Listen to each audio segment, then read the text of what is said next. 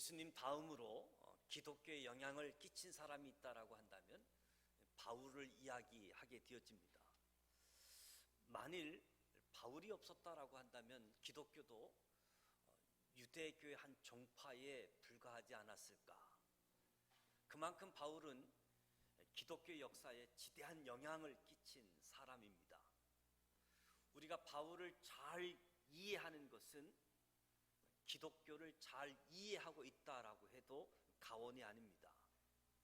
지난주 바벨탑 사건을 통해서 소통이 얼마나 중요한지 살펴보았는데, 오늘 바울과 소통이라는 제목으로 은혜를 나누고자 합니다. 유대인으로 태어났던 바울은 어려서부터 성경을 공부하고 성경을 전문적으로 연구한 사람입니다. 바울은 바리새인이었지만 거듭난 그리스도인은 아니었습니다. 바울은 율법의 의로는 흠이 없는 사람이었지만 하나님의 의를 소유하지 못했습니다. 나름대로 하나님을 섬긴다고 하였지만 성경을 전문적으로 연구하고 성경을 잘 알고 있었음에도 불구하고 오히려 하나님의 마음을 아프게 하고 교회를 박해하는 사람이었습니다. 이랬던 바울이 거듭나서 그리스도인이 되어지고 많은 시간이 지났을 때 자신을 돌아보면서 자신의 문제가 무엇인지를 알게 되어진 것을 고백하게 되어지는데, 디모데전서와 로마서의 이유를 설명해 주고 있습니다. 내가 전에는 비방자요 박해자요 폭행자였으나 도리어 긍휼을 입은 것은 내가 믿지 아니할 때에 알지 못하고 행하였습니다. 알지 못하고 행했기 때문에 비방자, 박해자, 폭행자였다라고 이야기합니다. 로마서에는 내가 증언하노니 하나님께 열심히 있으나 올바른 지식을 따른 것이 아니라 하나님의 의를 모르고 자기 의를 세우려고 힘써 하나님의 의에 복종하지 아니했다.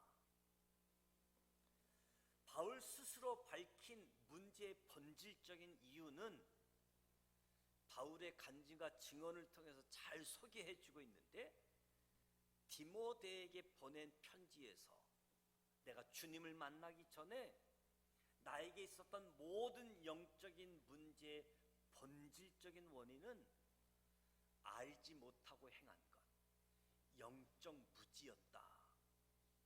주님을 만나기 전 모든 나의 문제는 영적 무지, 알지 못하고 행한 것이었다.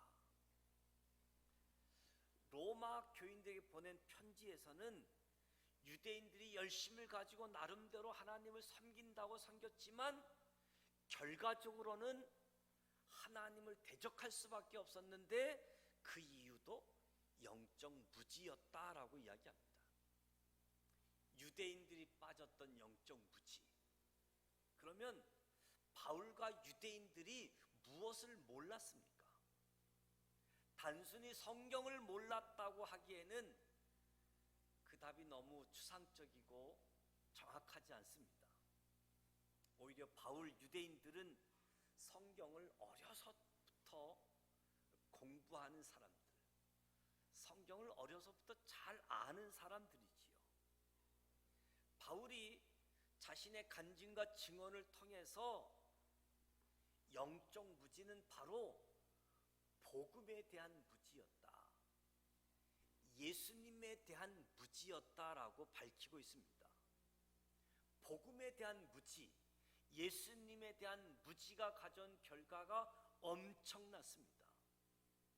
문제는 단순히 예수님을 전혀 모르는 세상 사람들의 무지를 이야기하는 것이 아니라, 세상 사람들은 본질적으로 복음, 예수님을 모르는 사람들이지요.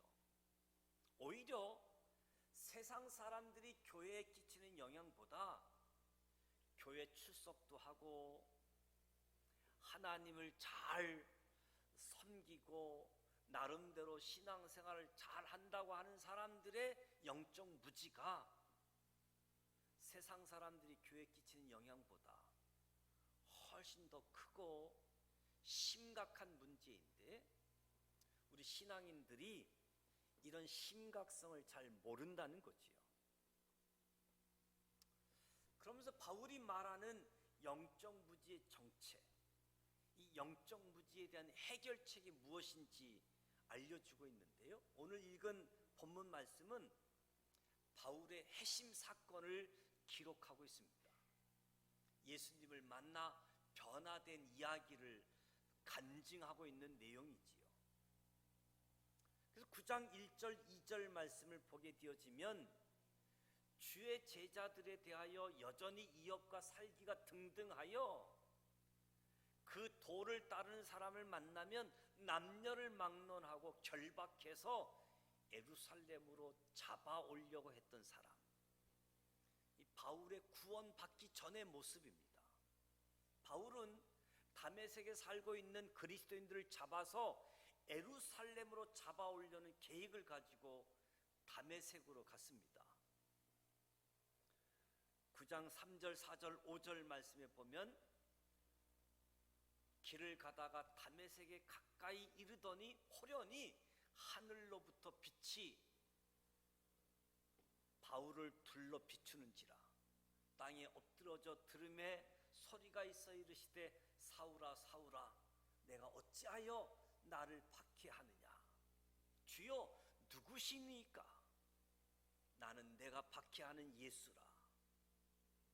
바울이 구원받는 가정을 소개해주고 있지요. 다메섹으로 가는 도중에 예수님을 만났습니다. 바울은 다메섹 도상에서 빛을 보았고 소리를 들었습니다.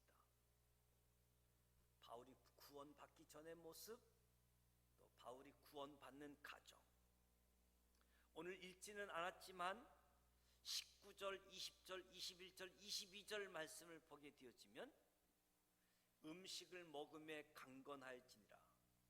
사울이 다메섹에 있는 제자들과 함께 며칠 있을새 즉시로 각 회당에서 예수가 하나님의 아들이심을 전파하니 듣는 사람이 다 놀라 말하되 이 사람이 예루살렘에서 우리를 멸하려던 자가 아니냐. 여기 온 것도 우리를 결박해서 대제사장에 끌고 가고자 함이 아니냐 하더라. 사울이 힘을 더 얻어 예수를 그리스도라 증언하며 다메섹에 있는 사람들이 오히려 당황하게 했다. 바울이 구원받고 난 후 달라진 모습을 소개해 주고 있습니다. 바울이 다메섹에 도착했습니다. 그러나 바울은 이미 달라진 모습으로 다메섹에 도착했습니다. 바울이 다메섹에 도착해서 한 행동을 통해서 확인할 수 있는 거지요. 이런 바울의 변화는 혁명적인 변화였습니다.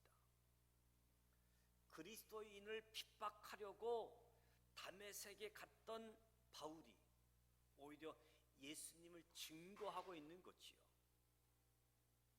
이러한 바울의 경험은 모든 그리스도인들에게 나타나는 경험이고 나타나야 할 경험이기 때문에 중요한 경험이다라고 이야기할 수 있습니다. 구원받기 전의 모습, 구원받는 가정, 구원받은 후 달라진 모습. 바울은 비방자, 박해자, 폭행자, 알지 못한 행함, 무엇을 알지 못했는가? 바울이 구원받기 전의 모습과 구원받고 달라진 모습에서 바울이 무엇을 알지 못했는지, 바울의 영적 무지에 대한 정체를 우리가 확인할 수 있는 거지요. 그러니까 바울이 구원받기 전의 모습과 구원받은 후 결정적인 차이가 있다라고 한다면 예수님에 대한 생각이었습니다. 예수님에 대한 생각이 구원받기 전의 생각과 구원받은 후의 생각, 예수님에 대한 생각이 결정적인 차이였는데, 구원받기 전에는 예수님에 대한 바울의 생각은 메시아를 사칭한 이단의 개수로 예수를 생각했던 거지요. 그런데 구원받고 난 후 바울이 달라진 모습은 예수님이 하나님의 아들이다, 예수님이 하나님의 아들이라고 증거하는 사람으로 바뀌어지게 되어졌는데, 결국 구원받기 전, 구원받은 후 예수님에 대한 생각이 달라졌다. 성경이 말하는 변화의 본질은 바로 예수님에 대한 지식입니다. 다른 표현으로 이야기하면 하나님을 더욱 깊게 알아가는 것이 성경이 말씀하고 있는 변화의 본질이지요. 저와 여러분의 삶 속에 나타나는 행동의 변화도 저와 여러분이 하나님에 대한 지식, 이 지식으로 인한 열매가 오늘 저와 여러분의 삶 속에 나타나는 저와 여러분의 행동이라고 이야기할 수 있겠지요. 그래서 베드로는 이야기합니다. 오직 우리 구주 예수 그리스도의 은혜와 예수를 아는 지식에서 자라가라. 바울이 어떻게 구원을 받았는지, 바울이 어떻게 변화를 받았는지, 바울은 예수님을 만났고 예수님을 알고 구원을 받았습니다. 구원받기 전 바울의 모습은 구원받은 후 바울의 모습 달라졌는데, 어떻게 달라졌는가? 어떻게 변화되어졌는가? 바로 구원받기 전과 구원받은 후 그 사이에 구원받은 가정이 있었다는 거죠. 이 구원받은 가정, 구원이 바울을 변화시키게 되어졌습니다. 구원받은 가정을 보면 다메섹 가까이 이르렀더니 호련히 하늘로부터 빛이 바울을 둘러 비추는지라. 땅에 엎드러져 들음에 소리가 있어 사울아 사울아 내가 어찌하여 나를 박해하느냐 하시거늘 주여 누구시니까? 나는 내가 박해하는 예수라. 이 말씀을 보면 모든 것을 주관하시는 분은 하나님이셨습니다. 하나님께서 들려주셨고 하나님께서 알려주셨습니다. 바울은 이 하나님의 가르침을 받아들였던 거지요. 사실 바울은 자신의 구원 문제에 대해서 고민하거나 기도한 적이 없었습니다. 오히려 바울은 예수 믿는 그리스도인들을 박해하기 위해서 다메섹으로 가고 있는 중이었지요. 그런데 예수님이 바울에게 나타나셨습니다. 예수님이 바울에게 자신을 보여주셨습니다. 그리고 예수님은 자신이 누구인지 바울에게 들려주셨습니다. 바울은 전적으로 하나님의 은혜로 구원받은 사람이지요. 하나님의 은혜로 예수님을 보았고 예수님을 통해서 들었습니다. 바울은 시간이 지난 후 이 사건을 정리하게 되어졌는데, 고린도후서 4장 말씀을 보면 어두운 데에 빛이 비치라 말씀하셨던 그 하나님께서 예수 그리스도의 얼굴에 있는 하나님의 영광을 아는 빛을 우리 마음에 비추셨느니라.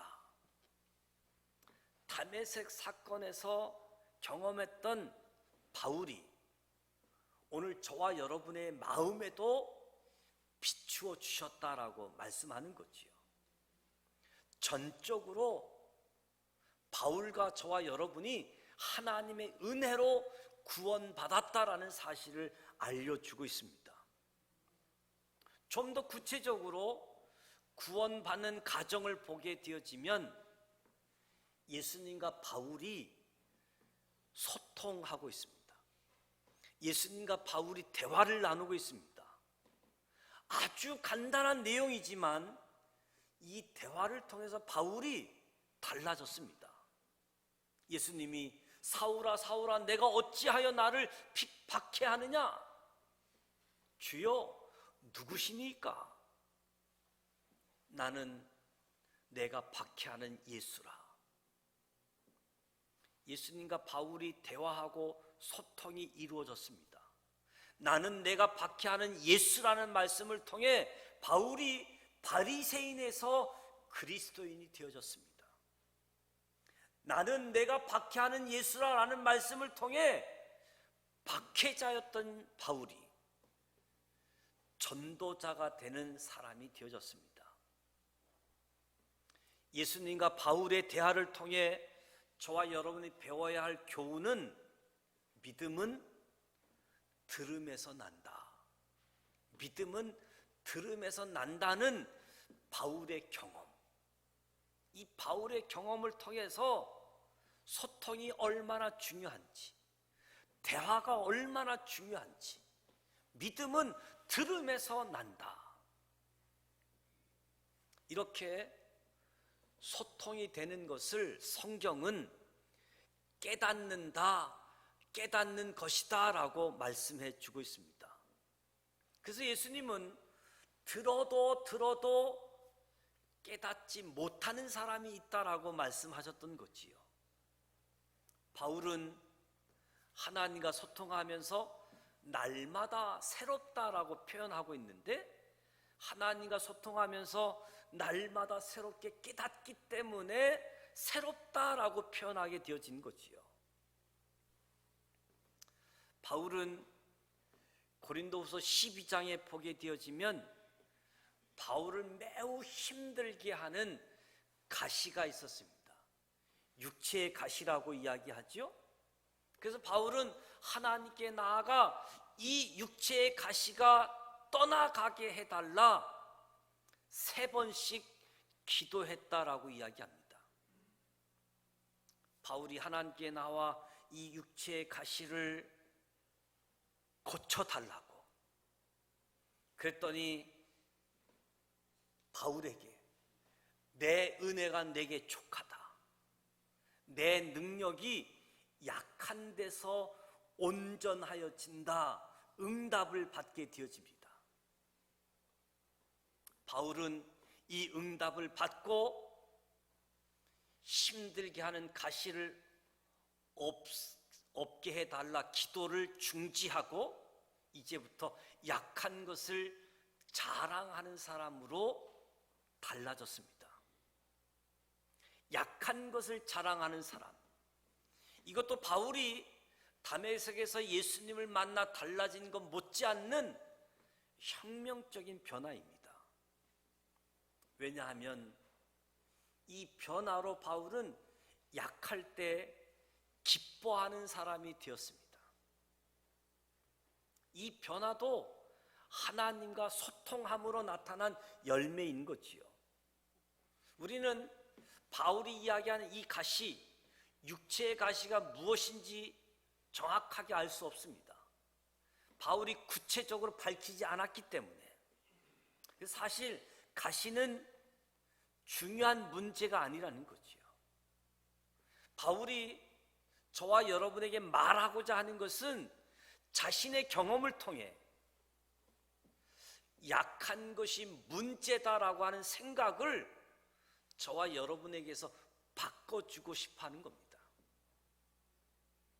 많은 그리스도인들이 자신이 약하기 때문에 능력이 나타나지 않는다는 생각을 갖고 힘들어하고 있는 거지요.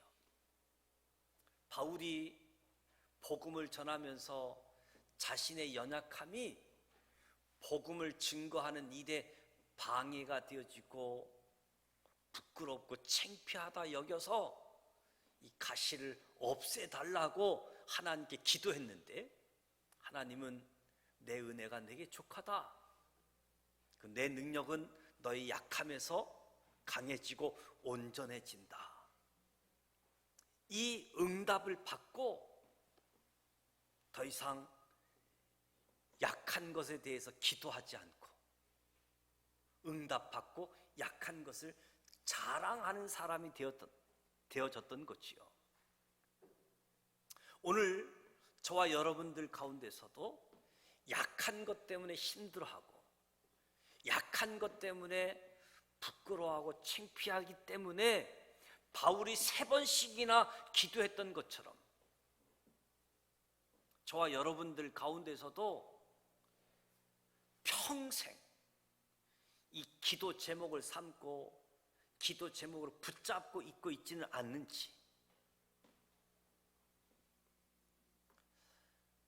이런 사람에게 필요한 것은 바울이 하나님과 소통하여 깨닫게 되어진 것. 약할 때 온전해지고 강해진다, 이 하나님의 메시지 들려지기를 축복합니다.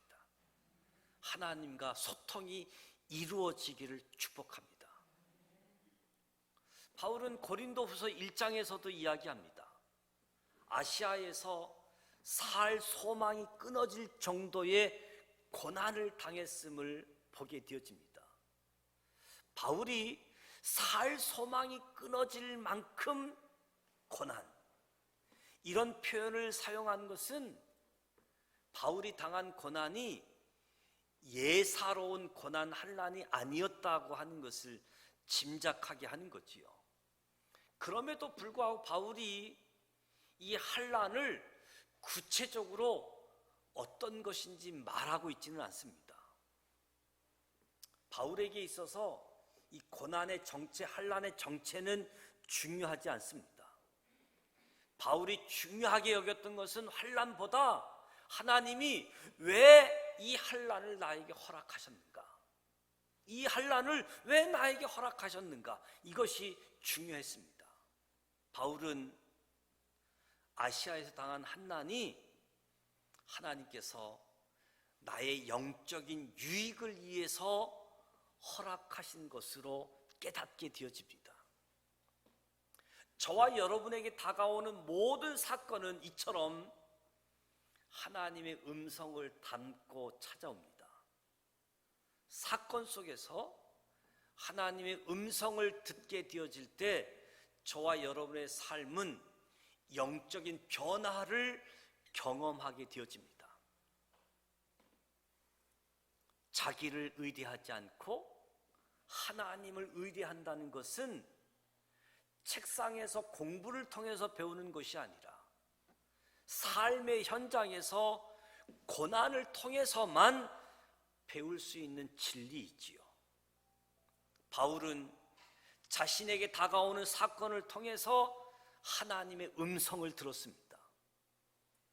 저와 여러분의 문제는 사건을 통해서 하나님의 음성을 듣지 못하고 오히려 이 사건에 연루된 사람들과 싸우면서 상처를 주고받고 사건을 통해서 쓴 뿌리만 갖게 되어진다는 것이 문제입니다. 바울은 하나님과 소통을 통해서 구원을 받게 되어졌고 하나님과 소통을 통해서 구원받은 이후의 삶이 변화되어졌습니다. 약한 것을 자랑하는 사람이 되어졌고 환난을 만날 때마다 자신을 의뢰하지 않고 하나님을 의뢰하는, 그래서 환난이 나에게 유익이 되어졌다. 하나님께 기도했더니 하나님이 응답하셔서 소통의 결과로 변화된 삶을 살게 되어졌던 거지요. 우리는 바벨탑 사건을 통해서 소통이 얼마나 중요한지 살펴보았습니다. 하나님과 소통이 되지 않았던 사울, 하나님과 소통을 이루었던 다윗의 삶을 살펴보았고, 오늘 바울을 통해 하나님과 소통을 이루어서 구원을 받았고, 구원받은 이후 신앙생활 변화에도 중요한 영향을 끼쳤던 모습, 하나님과의 소통. 그러니까 하나님과 소통이 이루어지면 나타나는 결과는 우리가 하나님의 뜻을 알게 되어진다는 겁니다. 하나님 소통, 하나님의 뜻을 알게 되어진다. 그렇다고 한다면 하나님과 소통이 없다, 하나님과 소통이 없는 신앙활동은 저와 여러분을 그리스도인으로 살아가게 하는 것이 아니라 종교인으로 살아가게 한다는 거지요. 하나님과 소통 없는 열심은 유대인들이 빠졌던 영적 함정. 바울이 다메섹 도상에서 주님을 만나기 전에 빠졌던 그런 함정이었습니다. 소통이 없는 열심. 저와 여러분이 하나님께 순종함에 있어서 하나님과 소통이 얼마나 중요한 이유가 되어지는지. 하나님과 소통이 없는 순종은 진정한 순종이 아니기 때문에, 그래서 저와 여러분은 항상 하나님과 소통을 원해야 된다. 하나님과 소통하는 것을 귀하게 여겨야지 된다. 저와 여러분이 하나님과 소통할 때 하나님의 뜻을 따라 사는 삶, 구원받고 변화된 삶. 유대인과 바울의 문제는 영적 무지였습니다. 바울의 구원은 보여주시고 들려주신 하나님의 은혜였습니다. 다메섹 도상에서 예수님과 소통으로 예수님에 대한 생각이 달라졌던 거지요. 하나님과 소통해서 자신이 연약했던 가시가 이제는 약할 때 강함이다 라고 하는 것을 알게 되어졌고, 부끄럽게 여겼던, 창피하게 여겼던 약한 것까지도 자랑하는 사람으로 바뀌었습니다. 환난을 만나게 되어지면 자기를 의뢰하는 자가 하나님을 의뢰하는 사람으로 바뀌게 되어진 거지요. 오늘 저와 여러분이 하나님의 은혜로 사시길 축복합니다. 하나님과 소통하며 사시길 축복합니다. 지금도 성령님께서 말씀으로 저와 여러분과 소통하기를 원하십니다. 하나님과 소통함으로 하나님의 뜻을 알고 하나님 뜻에 순종하여 하나님 뜻대로 살아가는 저와 여러분이 되시기를 주님의 이름으로 축복합니다. 기도합니다.